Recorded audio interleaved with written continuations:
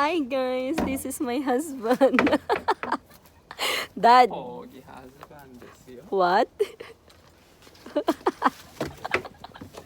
Good morning, blessing! My name is Mami Lenny, your teacher mom here in Japan na dating ALT at ngayon nga ay pinasok na nga rin ang real estate investing dito sa Japan. Pero ang frontman talaga dito ay ang aking asawa. So for today nga, tayo nga ay kailangang magtapon ng mga old tatami. Yes, ganito po kadumi yung tatami na nadatnan na namin dito sa 40-year-old building na nabili namin noong October 2024. At kailangan na nga namin siyang itapon. Pero alam nyo po ba na napakamahal talaga magtapon ng basura dito sa Japan? At dahil nga sa 40 years old na nga tong apartment na nabili namin, marami na nga rin talaga kaming mga binaklas at pinagtatanggal. At ngayon nga ay kailangan na ngang itapon. Pero para makatipid tayo, yung iba tinatapon na rin namin sa mga burnables. So isinasama na rin namin siya sa mga burnables, yung mga usual na tinatapon natin everyday mula sa bahay natin. Kaya naman kung nakita nyo kanina, kinailangan ko talaga siyang ikat ng maliliit para mapagkasya nga dito sa plastic at itatapon ko na nga siya bukas. Kung tutuusin ay pwede naman talaga kaming mag-hire na lang ng mga garbage disposal companies. Kaso nga lang aabutin din kami ng kalahating milyon, so napakalaking sayang din nun. So yung ibang mga basura ibinibigay namin siya sa mga nangangalakal. At yung mga bagay-bagay naman na kaya na rin naming itapon, kami na nga lang ang gumagawa. Pero kung meron ka naman talagang malaking capital, pwede naman talagang mag-hire ka na nga lang ng ibang company na gagawa nito. Kayo po ba, interesado din po ba kayo sa real estate investing ng mga lumang apartment dito sa Japan? And if you're interested, I'm inviting you to join my webinar sa paupahan dito sa Japan this coming Saturday, January 25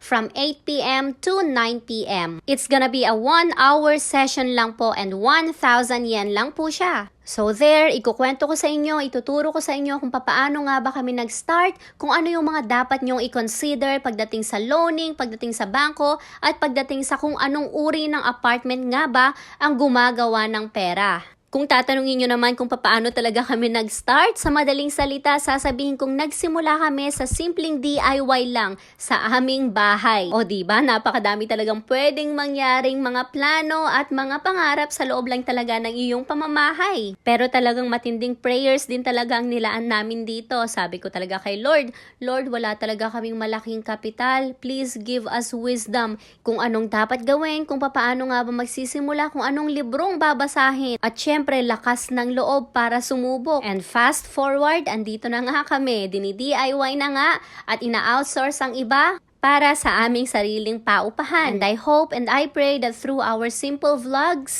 nabibigyan din po namin kayo ng inspiration at lakas ng loob para sumubok, para mag-aral. If you have questions, feel free to ask below ha. Good morning, blessing!